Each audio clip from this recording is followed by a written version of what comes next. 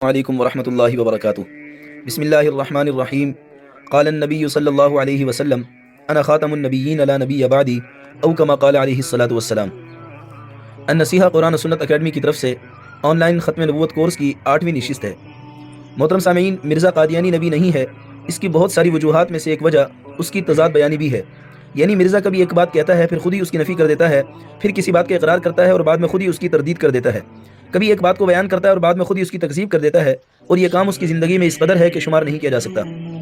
اس کی تضاد بیانی کو مد نظر رکھتے ہوئے اسے نبی کہنا تو درکنار، ایک شریف اور سچا انسان بھی نہیں کہا جا سکتا، بلکہ جھوٹا اور کذاب کہا جائے گا۔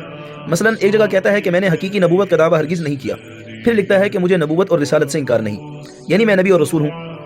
ایک جگہ لکھا کہ اگر کوئی مجھے نبی نہیں مانتا تو وہ کافر نہیں ہو سکتا، وہ مسلمان ہی رہے گا۔ پھر دوسری جگہ لکھا کہ ہر ایک شخص جس کو میری دعوت پہنچی اور اس نے میری دعوت کو قبول نہیں کیا وہ مسلمان نہیں ہے۔ اسی طریقے سے ایک جگہ لکھا کہ مسیح علیہ السلام زندہ ہیں، پھر کہتا ہے کہ وہ فوت ہو چکے۔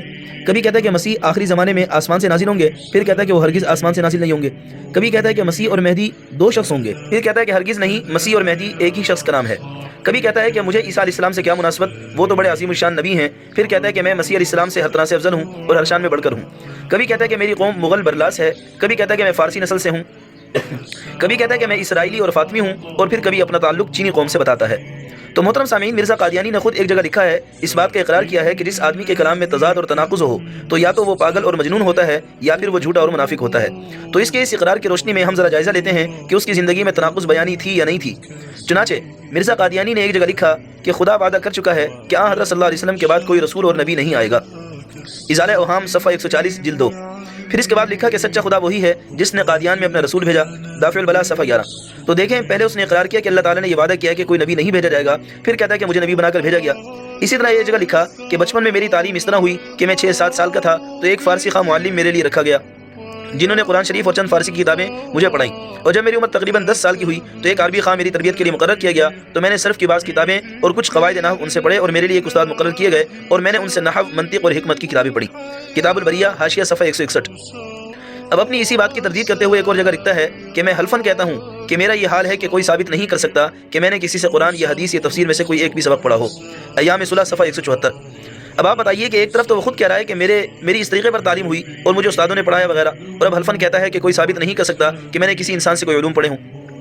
ایک جگہ لکھا کہ یہ بالکل غیر معقول اور بیہودہ امر ہے کہ انسان کی اصل زبان کوئی اور ہو اور الہام کسی اور زبان میں ہو، کیونکہ اس میں تکلیف مالا یطاق ہے، اور ایسے الہام سے کیا فائدہ جو انسانی سمجھ سے بالاتر ہو۔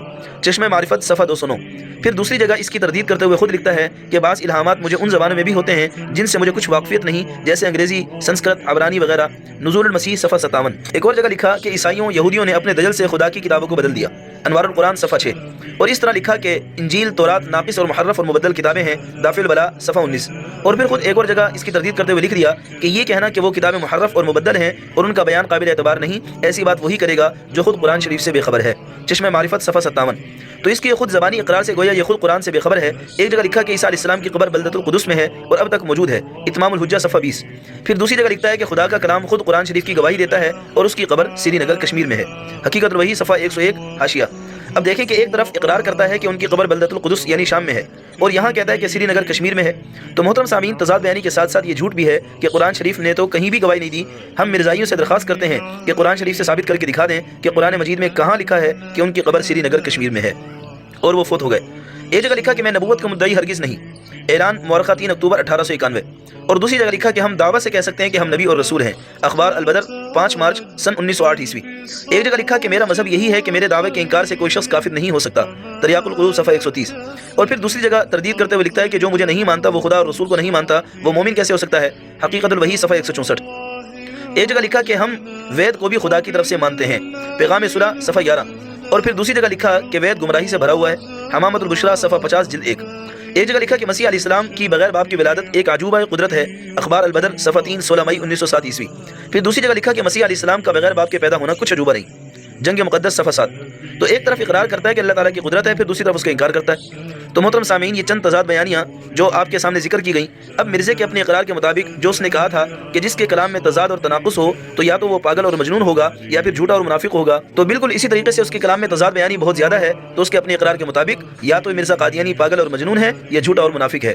اس کی اس حالت کو بیان کرتے ہوئے ایک شعر اس کے مطابق معلوم ہوتا ہے، کہنے والے نے کیا خوب کہا، بے شرم اور ڈھیٹ بھی ہوتے ہیں عالم میں مگر بے شرم اور ڈھیٹ بھی ہوتے ہیں عالم میں مگر سب پہ سب قتل گئی ہے بے حیائی آپ کی. تو اس قدر جھوٹ اور تضاد بیانی اس نے کی ہے کہ اگر اس کی زندگی کو جمع کیا جائے تو بڑی مفصل کتاب تیار ہو سکتی ہے. محترم سامعین، ایسا شخص جو اس قدر تضاد بیانی سے کام لیتا ہو یہ شخص نبی نہیں ہو سکتا. آئندہ نشست میں انشاءاللہ ہم مرزا کا انگریز کے ساتھ تعلق کو بیان کریں گے کہ مرزا قادیانی در حقیقت انگریز کا لگایا ہوا پودا ہے، انگریز کا پٹھو اور انگریز کا وفادار تھا. مرزا کی ڈور انگریز کے ہاتھ میں تھی. انشاءاللہ اس مضمون کو دلائل کے ساتھ اور مرزا کے اپنے اقرار کے ساتھ بیان کیا جائے گا. السلام علیکم ورحمۃ اللہ وبرکاتہ.